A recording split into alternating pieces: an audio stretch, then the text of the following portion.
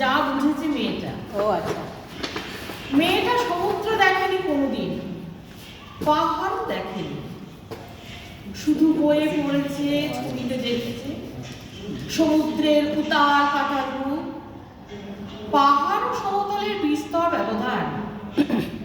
যেমন সে আজও বুঝতে পারে না প্রেম কি, কাকে বলে প্রেমের উত্তাপতা।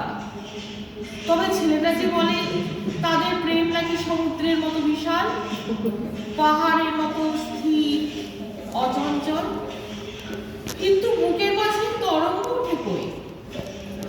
চারিদিকে যখন এত অনিশ্চয়তা, এত অন্ধকার, অবিশ্বাস, অন্যায়, প্রেম সেখানে কি করে পবিত্র অচঞ্চল উত্তাল হয়ে উঠবে? বোঝে না, বুঝতে পারে না মেয়েটা।